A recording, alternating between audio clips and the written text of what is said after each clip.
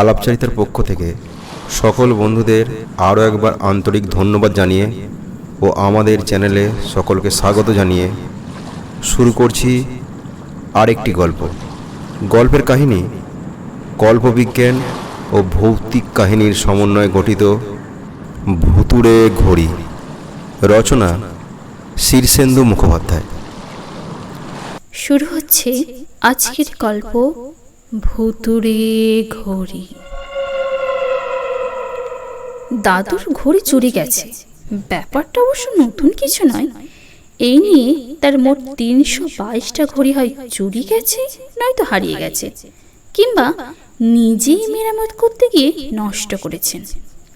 একবার কলকাতার রাধাবাজারের গলিতস্য গলির মধ্যে এক ঘড়িওয়ালাকে দামে একটা ওমেগা সারাতে দিয়ে এসেছিলেন, কিন্তু বছর তিনেক বহু ঘোরাঘুরি করেও সেই দোকানটার আর খুঁজে পাননি।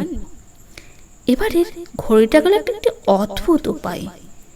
প্রায় ঘড়ি চুরি যায় বলে দাদু ঘড়িটাকে লুকিয়ে রেখেছেন একটা ট্রানজিস্টার রেডিওর ভেতরে। খুবই নিরাপদ জায়গা। রেডিওতে ব্যাটারির যে খোপ আছে তা থেকে ব্যাটারিটা বের করে নিয়ে ঘড়িটা ঢুকিয়ে ঢাকনা লাগতে নিশ্চিন্ত, কেউ টের পাবে না ঘড়ি কোথায়। রেডিওটাও জানলার পাশের টেবিলের উপর রাখা ছিল। চোর রাত্রিবেলা পাইপ পেয়ে উঠে জানলা দিয়ে হাত বাড়িয়ে রেডিও এবং আরো কিছু জিনিস নিয়ে চলে গেছে। সকালে তো উঠে চেঁচামেচি শুরু হয়ে গেছে। ঘড়ি যে রেডিওর মধ্যে ছিল তা কেউ টের পায়নি, দাদুও সে কথা তোলেননি। তবে ঠাকুমার চোখে ফাঁকি দেওয়া খুবই মুশকিল। তিনি সব দেখে শুনে হঠাৎ গিয়ে দাদুকে বললেন, তোমার ঘড়ি কোথায়? দাদু প্রথমটা আকাশ থেকে পড়ে বললেন, ঘড়ি ঘড়ি নিশ্চয়ই কোথাও আছে, নিশ্চয়ই চুরি যায়নি, নিশ্চয়ই খুঁজে পায়নি বেটা।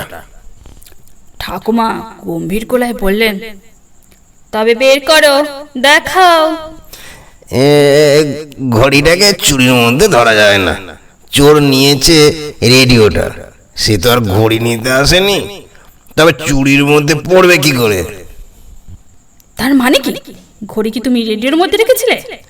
হ্যাঁ, কিন্তু সেটা তো চোরের জানা ছিল না, ফলে ঘড়িটা চুরি হয়ে গেছে। এ কথাটা লজিক্যাল নয়। রাখো তোমার লজিক, ফের ঘড়ি গেল। এ নিয়ে কটা হারলো জানো? এই হারিয়েছে এমন কথা বলা যায় না, বরং বলা যেতে পারে ঘড়িটা নিখোঁজ। কিছুক্ষণ এ নিয়ে তুলকালাম কাণ্ড হলো। দাদু কিন্তু বারবারই বলছেন, এই চুরি গেছে আসলে রেডিওটা, ঘড়িটা চোরের হাতে চলে গেছে বাই চান্স। ক্রেডিটটা চোরকে দেয়া কি ঠিক হচ্ছে? তো যাই হোক, ৩২২তম ঘড়িটা হারিয়ে দাদু একটু লজ্জিতই মনে হলো। বেশি কথাটা তো বলছেন না, তিনি ঘড়ি ধরে ওঠেন বসেন। সুতরাং ঘড়ি ধরা তার চলেও না। ঘড়ির কথাটা আস্তে আস্তে চাপা পড়ে গেল সারাদিনের কাজে। বিকেলের দিকে দাদুর বাল্যবন্ধু তান্ত্রিক শ্যামাচরণ আশায় কথাটা ফের উঠল। শ্যামাচরণের সঙ্গে দাদুর বন্ধুত্ব কিরকম তার লাটু, কদম বা ঝানু জানে না। তবে তারা দেখে জোটাই দাদু এলেই তাদের দাদুর সঙ্গে ঝগড়া লাগে। তারা প্রায় পড়াশোনা ফেলে রেখে ঝগড়া শোনে। দাদু হয়তো হঠাৎ বলে বসবেন, ক্লাস 8-এ ফেল করে তো সাধু হয়েছিলে, সব জানি। বেশি যোগ ফোগ আর তন্ত্র মন্ত্র আমাকে দেখাতে এসো না। যোগে তুমি জানো কি? হে, যোগ কথাটার মানে জানো? জটায়ু তার বিশাল জটা সত্য মাথাটা সামান্য নাড়েন এবং মৃদু মৃদু হাসেন। খুব ঠান্ডা ভদ্রকুলায় বলেন, মানে বললেই কি আর তুমি বুঝবে? বস্তু সাধনা করে বোধ শক্তিটাই হয়ে গেছে বস্তুতান্ত্রিক। যোগ মানে হলো আত্মার সঙ্গে পরমাত্মার যোগ, কুলকুণ্ডলিনীর সঙ্গে সহস্রারের যোগ, রাধার সঙ্গে কৃষ্ণের। বুঝেছি, একটা আজগুবির সঙ্গে আর একটা আজগুবির যোগ, একটা মিথ্যার সঙ্গে আর একটা মিথ্যের যোগ, একটা পাগলামির সঙ্গে আর একটা পাগলামির যোগ। বলি ওসব গল্প গপ্প আর কদিন চলবে? বুড়ো হয়তো মরতে চলেছ, এখন আর মিথ্যে কথা না বাড়িয়ে সত্যি কথাটা বলেই ফেলো না। বলি ফেলো না যে ভগবান ভগবান কিছু নেই, সে গাঁজাখুরি গল্প। বলি যোগ যোগ যে করছো, ভগবান দেখেছো নিজের চোখে? জটায়ু তো অমায়িক হাসলেন আর মোড়ার খুলিতে চা খেতে খেতে মাথা নাড়লেন। মোড়ার খুলি ছাড়া জটায়ু চা জলপান করেন না। প্রথম যখন ঝোলো থেকে কোড়োটি বের করে কাপের চা ঢেলে নিলেন, সেদিন ঠাকুমা কেঁপে কেঁপে অস্থির হয়ে ফেলেছিলেন। ঠাকুরপো, এ হলো বামুন বাড়ি, ওসব মরাটার ছোঁয়া কি ভালো? সব অসুস্থ হয়ে যাবে না? জটায়ু তো খুব হেসে উঠে বললেন, আরে বলেন কি বৌঠান, করটি অশুদ্ধ হলে আমার সাধনাও যে অশুদ্ধ। আমাদের যে পঞ্চমুণ্ডী আসনে বসে সাধনা করতে হয়, আর এ হচ্ছে হরিরমের করটি। সে ছিল মস্ত সাধক। অমাবস্যার নিশুতি রাত্রিতে এই খলি জাগ্রত হয়ে ওঠে, কথা নয়। একথা শুনে ঠাকুমা বাক্যহারা হয়ে গেলেন। তারপর বিশেষ উচ্চবাচ্য করেননি। ঘড়ি চড়ির পরের দিন সন্ধ্যাবেলা জটায়ু এসেছেন। তাকে যথারীতি করটিতে চা ঢেলে দেওয়া হয়েছে। লাট্টু, কদম আর ছানু পোড়ার ঘরে পোড়া থামে যেন কান খাড়া করে আছে। কিন্তু দাদু যেন আজ একটু মন মরা। জটায়ুকে দেখে খেয়ে উঠলেন না। পোড়াটা দীর্ঘশ্বাস ফেলে বললেন, ও ইয়ে, তোমাদের তন্ত্রমন্ত্রে নিরুদ্দিষ্ট জিনিস খুঁজে পাওয়ার কোনো ব্যবস্থা আছে? জটায়ু মৃদু হেসে বললেন, আরে থাকবে কেন, তন্ত্র সাধনায় সবই হয়। ইয়ে, কাল রাতে থেকে জানো আমার ঘড়িটা নিখোঁজ। আরে নিখোঁজ চুরি নাকি? না, চুরি নয়, চুরি তো হয়েছে রেডিওটা। ও তাই বলো, রেডিও? তাই এতক্ষণ ঘড়ি ঘড়ি করছিল কেন? দাদু তখন ঘটনাটা ব্যাখ্যা করলেন। জটায়ু দাদু নিম্নিত নয়নে হরিডমের করদিতে চা খেতে খেতে সব শুনে বললেন, ই অভ্যাস তোমার ছেলেবেলা থেকেই। ক্লাসে প্রায় তোমার পেন্সিল হারাতো, আমার মনে আছে। আজকাল আমি মোটেই পেন্সিল হারাই না, বাড়ির লোককে জিজ্ঞাসা করতে পারো। এই লাড্ডু, কদম, ছানু, তোরাই বলতো আমি আজকাল পেন্সিল হারাই। তিনজনে সমস্যারে বললেন, না তো, দাদু তো এখন কেবল ঘড়ি, বাঁধানো দাঁত, চশমা আর দুটো জুতো হারায়। এমন সময় ঠাকুমা ঘরে রেখে বললেন, পেন্সিলের কাজ থাকলে তো তাও হারাতো। আচ্ছা, তোমার কি আক্কেল হয় না? জটায়ু দাদু অবিচল কণ্ঠে বললেন, আর ঠিকই বলেছেন বউটারা, হারাতে হারাতে হারান যে আমাদের বুড়ো হতে চললো। তবু বুঝলো না, ঈশ্বর প্রেমে আত্মহারা হলে এত কিছু হারাতোই না ওর। হারানে আত্মহারা হ, আত্মহারা হ। এইভাবে আবার একটা তুলকালম বেঁধে গেল। দাদু অর্থাৎ হারানচন্দ্র চট্টোপাধ্যায়ের 3 ছেলে, সত্যগুণহরি, রজগুণহরি এবং বহুগুণহরি। বলা বাহুল্য, ছেলেদের নামকরণ হারানচন্দ্রের নয়, তিনি ঘোর নাস্তিক। তবে তার বাবা হরিভক্ত ছিলেন। তার নামও ছিল হরিভক্ত চট্টোপাধ্যায়। নাতিদের নামকরণ তিনিই করে যান এবং পাশে তিনি মারা গেলে নাতিটার নাম ফেলতে পারে সেই ভয়ে একেবারে স্কুলের খাতায় নাম তুলে দিয়ে তবে মরেছেন। বড় ছেলে সত্যগুণের 2 ছেলে, লাট্টু আর কদম, আর এক মেয়ে ছানু। রজগুণ ও বহুগুণ বিয়ে করেন। সত্যগুণ কলকাতায় থেকে চাকরি করেন, শনিবার বাড়ি আসেন, সোমবার ফিরে চলে যান। হারানবাবুর ঘড়ি চুরি খবর পেয়ে এক শনিবার তিনি কলকাতা থেকে একটা ঘড়ি কিনে আনলেন। ঘড়ি দেখে হারানচন্দ্র ভারী লাজুক হেসে বললেন, আবার ঘড়ি কেন? আমি ভাবছিলাম আমার ঘড়ি টড়ি ব্যবহারই করবো না। তা এটা কেমন ঘড়ি? সত্যগুণ মাথা চুলকে বললেন, ভালো হয় কথা, আমার এক চেনা লোক দিয়েছে, শকপ্রুফ, ওয়াটারপ্রুফ, অটোমেটিক। বটে, ওরে এক গামলা জল নিয়ে আয় তো। হারানচন্দ্র হাঁক দিলেন। কোনো জিনিস পরীক্ষা না করে হারানচন্দ্রের শান্তি নেই। চাকর 1 গামলা জল দিয়ে গেলেন। হারানচন্দ্র ঘড়িটা হাতাতে ডুবিয়ে 10 মিনিট অপেক্ষা করে তারপর তুললেন। না, জল ঢোকেনি। এরপর হাত 3 উপর থেকে ঘড়িটা মেজেই ফেললেন। না, এই দেখছি ভাঙলো না। হারানচন্দ্র খুশি হয়ে বললেন, ভালোই মনে হচ্ছে, তবে এই ঘড়িটা দেখছি অনেক ঘর, সাধারণ ঘড়ির মতন 12টা তো নয়। সত্যগুণ দূর পক্ষে ঘড়ির ওপর পরীক্ষা নিরীক্ষা করছিলেন। এবার তাড়াতাড়ি বললেন, হ্যাঁ ওইটাই ঘড়ি বিশেষত্ব। দিনে 24 ঘন্টা হিসেবে ওতে 24টা ঘর নতুন ধরনের করেছে আর কি। হারানচন্দ্র ভ্রু কুঁচকে ঘড়িটা খুঁটিয়ে খুঁটিয়ে দেখতে বললেন, এই ডায়ালের উপর আরো 3টে ছোট ছোট ডায়াল আছে দেখতে পাচ্ছি, ওগুলো কি? সত্যগুণ বললেন, সব আমি জানি না, ঘড়িটা দেশে নতুন এসেছে, খুব আধুনিক ব্যাপারস্কার আছে ওতে, পরের বার জেনে আসবো। ঠাকুমা বাষ্পনলিনী দেবী রান্নাঘর থেকে বেরিয়ে এসে ঝঙ্কার দিয়ে বললেন, তা এটা কবে চোরের ঘরে যাচ্ছে সেটা হিসেব করেছো? আমি বলি কি, ঘড়ি একটা ওকে জলের সঙ্গে বড়ির মধ্যে গিলিয়ে দে না, পেটিকে টিকটিক করো, চুরিও যাবটা। এই সময়ে জটায়ুদান্তে ঘরে ঢুকে নির্নিমেষ লোচনে বাল্যবন্ধুর হাতের ঘড়িটা দিকে কিছুক্ষণ চেয়ে থেকে বললেন, 323 নম্বরটাই এলো বুঝি? ভালো, কিন্তু একটু সবুর করলে চুরি যাওয়া 322 নম্বরটা পাওয়া যেত হে। সেটার খোঁজে বাঞ্ছারামকে লাগিয়েছি। হারানবাবু একটু অবাক হয়ে বললেন, আরে বাঞ্ছারামটা আবার কে? আরে আছে আছে, চিনবে, ভারী চটপটে, ভারী কেজো। বস্তুবাদীরা তাকে চোখে দেখতে পায় না বটে, কিন্তু সে জাজল্যমান হয়েই ঘুরে বেড়ায়। হারানচন্দ্র চটে গিয়ে বললেন, এই গুল গপ্পর আর জায়গা পাওনি, আমাকে ভূত দেখাতে এসেছো? ঠিক আছে, বের করো তোমার বাঞ্ছারামকে, বের করো। আরে বের করলি যে ভিড় মেঘাবে, তার দরকারই বা কি? আরে ঘড়ি পেলেই তো হলো। বেশ, তবে বের করো ঘড়ি। আহা, অমন তাড়া দিলে কি চলে? ঘড়ি ঠিক আসবে, কিন্তু আমি বলি, এত ঘড়ি কিনলে আর হারালে তবু কি তোমার সময়ের জ্ঞান ট্যান হয়েছে হারান? আয়ু যে ফুরিয়ে এলো সেটা খেয়াল করেছো? পরকালের কাজ বলে কি কিছু নেই? এইসব ছেলে খেলা নিয়ে ভুলে থাকলে চলবে? হারানচন্দ্র বিষাক্ত হাসি হেসে বললেন, পরকালে তত্ত্ব তোমার মতো ক্লাসে এই যে লাড্ডু পাওয়া গবেটের কাছ থেকে জানতে হবে নাকি? যত সব গুলবাজ গাঁজাখোর ধর্ম ব্যবসায়ী। বাসনলিনী শিহরিত হয়ে ধমক দিলেন, ছি ছি, কেউ এরকম করে বলতে আছে? তোমার যে কবে কাণ্ড জ্ঞান হবে, ছোটরা শুনছে না।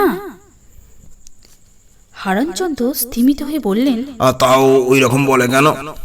জটায়ুতান্ত্রিক করটিতে ছোলা থেকে বের করে টেবিলে রেখে বললেন, আহা, বলুক বলুক বৌঠান, মরা মরা বলতে বলতে যদি কোনোদিন রাম রাম ফুটে ওঠে।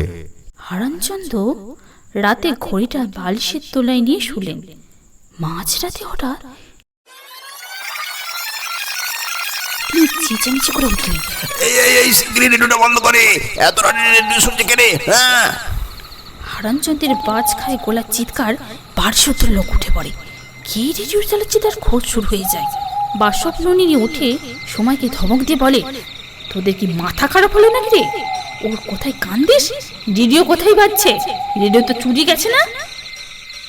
তখন সকলের খেয়াল এলো, তাই তো বাড়িতে তো রেডিও নেই যে। হ্যাঁ, বাড়িতে তো রেডিও তো নেই যে। হারানচন্দ্র আমতা আমতা করে বললেন, কিন্তু আমি যে স্পষ্ট শুনেছি রেডিওতে গান হচ্ছে, কথাবার্তা হচ্ছে। বাসনলিনী রাগ করে বললেন, এত রাতে রেডিওতে গান বাজনা হয় বলে শুনেছ? রেডিওর লোকেদের কি ঘুম নেই? তাও বটে। হারানচন্দ্র বালিশের তলা থেকে ঘড়িটা বের করে দেখলেন, তারপরে আটফুটে বললেন, এই কি, এই যে দেখছি ভোর হয়ে গেছে, সকাল 6টা বাজেছে। না না না, 8টা, না দুধ চাই, এই ঘড়িটার কিছুই বোঝা যায় না। বাসনলিনী উদার করে বললেন, আর কষ্ট করে ঘড়ি দেখতে হবে না, আমি একটু আগে দিয়াল ঘড়িতে রাত 2টোর ঘন্টা শুনেছি, এখন দয়া করে ঘুমো। লজ্জা পেয়ে হারানচন্দ্র ঘুমলেন, কিন্তু একটু পরে তার ঘুম ভেঙে গেল। খুব কাছেই কারা যেন চাপা গলায় কথাবার্তা বলছে।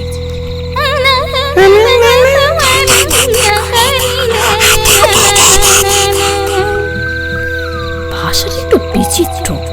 হারানচন্দ্র জোরে সে বুঝতে পেরে ঢাড়স সরে চেঁচিয়ে লাগছে।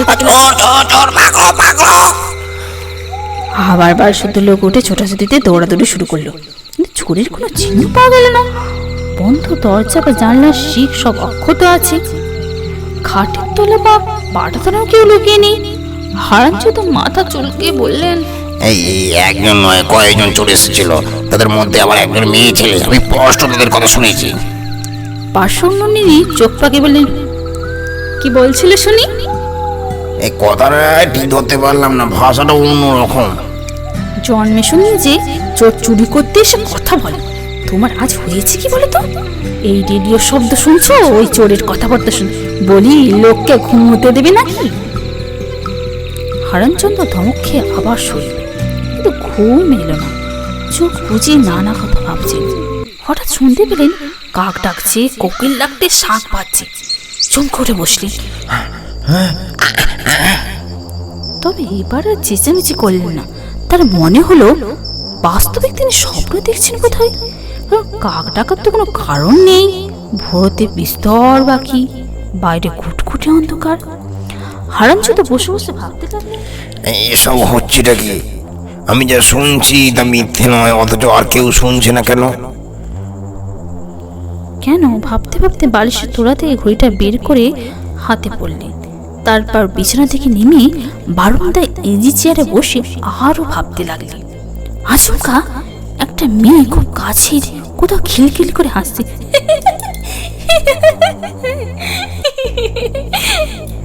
হারানচন্দ্র চমকে উঠে চারিদিকে তাকালেন। কেউ নেই, থাকবার কথাও নয়। হাসির শব্দটা ঠিক স্বাভাবিক না, একটা ধাতব শব্দ, যেমন লাউড স্পিকারে বা রেডিওতে শোনা যায়। হারানচন্দ্র উঠে চারিদিকে ঘুরে এলেন, না কেউ নেই। এসে আবার বারান্দায় ইজি চেয়ারে বসেই তার একটা খটকা লাগলো। এই যে তিনি বাড়ির ভিতরে চারিদিকে ঘুরে এলেন, কিন্তু তিনি তো আলো জ্বালেননি। ঘরগুলো তো অন্ধকার, আলো না জ্বালিয়েও তিনি সবই দেখতে পেয়েছেন। এটা কি করে সম্ভব? না, আজ মাথাটা বড্ড গরম হয়েছে। মনে হচ্ছে এই জটাই তান্ত্রিককে অত গালাগালি রোজ করি বলে বোধ হয় ওই তান্ত্রিকের পোষা ভূতেরা সেসব কাণ্ড করছে। কাল সকালে একবার জটাইয়ের কাছে যেতে হবে। হারানচন্দ্র ভূত বা ভগবান মানেন না বটে, তো এখন এমন কেন একটা সন্দেহ হচ্ছে, গা ছমছম করছে। ভোরের দিকটাই হারানচন্দ্র ইজি চেয়ারে শুয়ে একটু ঘুমোলেন। ঘুম ভাঙলো আবছালো ফুটে ওঠার পর। সূর্যোদয়ের আগে সাধুদের পাতকৃত্য জপ তপ সব শেষ করতে হয়। জটায়ুতান্ত্রিক সব সেরে তার সাধনা পীঠের উঠোনে বসে হরিডমের করটিতে করে চা খাচ্ছিলেন। হারানচন্দ্রকে আগোটলে ঢুকতে দেখে খুব একটা অবাক হলেন না। পাতক ভ্রমণে বেরিয়ে হারানচন্দ্র প্রায় তার কাছে এসে বসেন, তন্ত্র সাধনা ও ধর্ম ইত্যাদি অসারতা প্রমাণ করে উঠে যান। আজ হারানচন্দ্র একটু কাহিল দেখাচ্ছিল। কণ্ঠস্বরটা তেমন তেজি নয়, একটা মোড়া টেনে বসে বার করে গোলা খাকড়িতে বললেন, কাল রাতে ভালো ঘুম হয়নি। জটায়ুতান্ত্রিক মুখ থেকে করটিতে নামিয়ে বললেন, ঘুম হয়নি মানে? তুমি কি এখনো জেগে আছো নাকি? জেগে নেই বলে আতঙ্কিত হারানচন্দ্র নিজের গায়ে নিজে একটা চিমটি কেটে কোকিয়ে উঠলেন।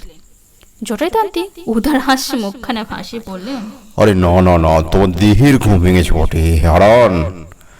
আরে না না না না, তোমার দেহের ঘুম ভেঙেছে বটে হে হারান, তাতে সন্দেহ নেই, কিন্তু আত্মার ঘুম তাকে জাগাবে কবে?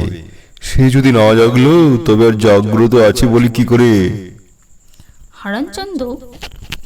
হারানচন্দ্র চিমটির জায়গায় হাত বাড়াতে বাড়াতে খেকিয়ে উঠলেন। এই তোমার কবে আক্কেল হবে বলো তো? সকালবেলাতে এমন সব কথা বলো যে পিত্তি চলে যায়। একে কাল রাতে ঘুম হয়নি, মাথাটা কেমন টলমল করছে। জটায়ুতান্ত্রিক করটিতে গঙ্গা জল ধুয়ে তুলে রাখলেন। তারপর আচমন করে রক্তাম্বরে মুখ মুছে বললেন, আরে ঘুম হয়নি কেন? এই রাতে মনে হয় চোর এসেছিল। আবার চোর? হারানচন্দ্র প্রথমেই ভূতের কথাটা তুলতে লজ্জা পাচ্ছিলেন, তাই ভাবছিলেন একটু ঘুরিয়ে ফিরে কথাটা তুলবেন। এবার বললেন, এই চোর বলেই মনে হয়েছিল। আমি তাদের কথাবার্তা শুনেছি, গান বাজনাও, কিন্তু জটায়ুতান্ত্রিক খুব অবাক হয়ে বললেন, চোর তোমার বাড়িতে সে গান বাজনা করেছি বলো কি? হারানচন্দ্র লজ্জিত হয়ে বললেন, আরে সেখানেই তো গোলমাল। চোর গান বাজনা করতে গৃহস্থ বাড়িতে ঢোকে না, তারা হাসেও না। কিন্তু কাল রাত্রে সবই ঘটেছে, আমি ছাড়া অবশ্য আর কেউ কিচ্ছু শোনেনি। তাই ভাবছিলাম এইসব ইয়ে নয় তো, এই সেই যে কি যেন বলো তোমরা। জটায়ুতান্ত্রিক বাল্যবন্ধুর মুখের দিকে তীক্ষ্ণ দৃষ্টিতে তাকিয়ে থেকে বললেন, কিসের কথা বলছো বলো তো? মানে ওইসব আর কি, ওই যে তুমি যাদের নিয়ে তোমার এই বুজরুকিগুলো করাও, তাই ভাবছিলাম ব্যাপারটা তোমাকে বলি।